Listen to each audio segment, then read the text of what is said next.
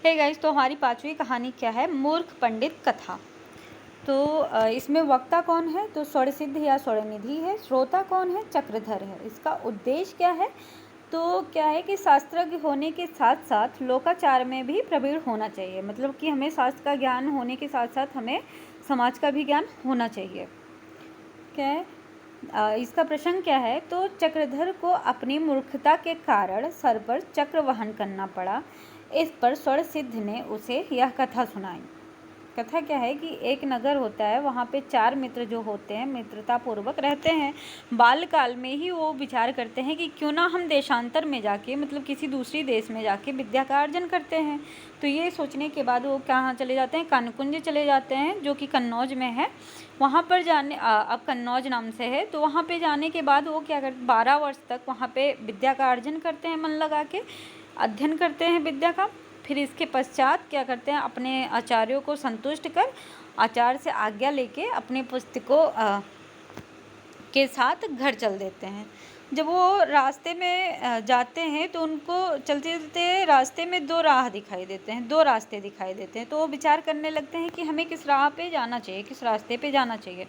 तभी क्या होता है कि कुछ लोग एक शव को लेके शमशान जा रहे होते हैं। तो उनमें से एक मित्र पुस्तक खोलकर कहता है कि बहुतेरे लोग जिस मार्ग पे जाते हैं वही मार्ग श्रेष्ठ होता है। ऐसा कहने के बाद क्या होता है कि सारे मित्र उन्हीं के साथ शमशान घाट चल देते हैं। वहाँ पे जाने के बाद उनको एक गधा दिखाई देता है। तो जो दूसरा मित्र होता है वो पुस्तक खोलकर कहता है कि जो उत्सव में, दुख में, दुर्भिक्ष में, शत्रु संकट में, राजद्रोह में और शमशान में जो उपस्थित हो, खड़ा हो, वो क्या होता है? बंधु होता है, वो हमारा भाई होता है। ये कहने के बाद वो पंडित जाके गधे के गले मिल जाते हैं। तभी उनमें से एक पंडित की दृष्टि ऊँट पर पड़ती है। उनमें से एक तीसरा पंडित पुस्तक खोलकर बोला कि धर्म की गति अति तीव्र होती है। अतएव धर्म, मतलब कि उसको ऊँट को धर्म बता देते हैं। ऐसा कहने के बाद वो क्या करते हैं कि हम कहते हैं कि अपने इष्ट को, मतलब अपने बंधु को हम धर्म के साथ मिला देते हैं। इससे मतलब वो क्या करते हैं कि गधे को ऊँट के गले में बांध देते हैं। जब ये समाचार धोबी होता है, उसको जब पता चलता है तो धोबी वहाँ पे डंडा लेके आता है। तो वो चारों वहाँ से भाग जाते हैं।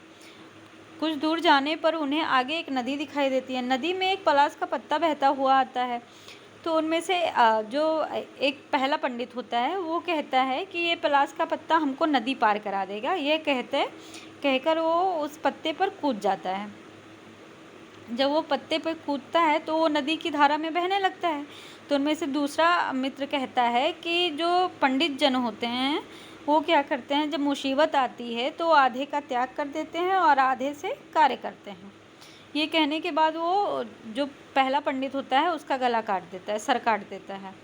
फिर इसके बाद में वो तीनों मतलब कि चलते चलते एक गांव में पहुंचते हैं। गांव में जाने के बाद वो क्या करते हैं, जब उनका वो अलग अलग ग्रामीणों के घर पर जाते हैं तो जब ग्रामीण उनको भोजन देते हैं तो वो अपनी मूढ़तावश क्या करते हैं, उस भोजन को स्वीकार नहीं करते हैं, भोजन करने से मना कर देते हैं। पहला कहता है कि जो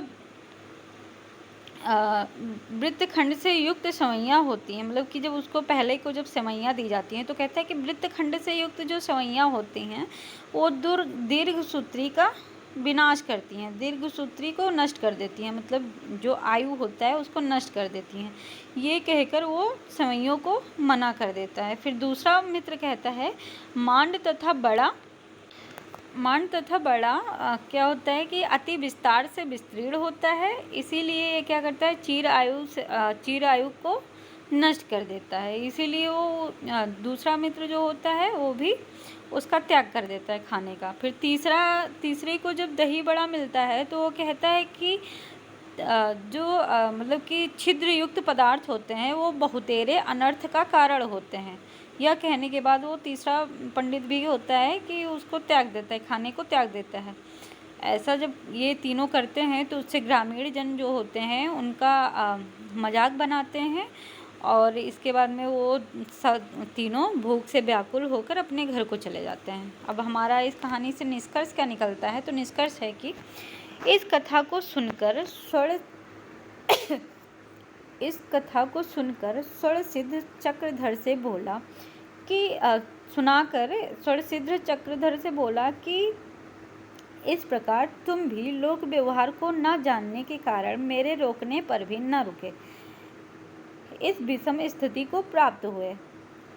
इस प्रकार वे विद्वान होकर भी उपहास का पात्र बने। मतलब कि वो जो स्वर्णनिधि होता है वो अपने मित्र चक्रधर से, जो जिसके ऊपर चक्र आ जाता है, उससे कहता है कि तुम लोक व्यवहार को नहीं जाने और मेरे रोकने पर भी तुम नहीं रुके, इसके वजह से तुम आज इस विषम स्थिति का पात्र बने हो।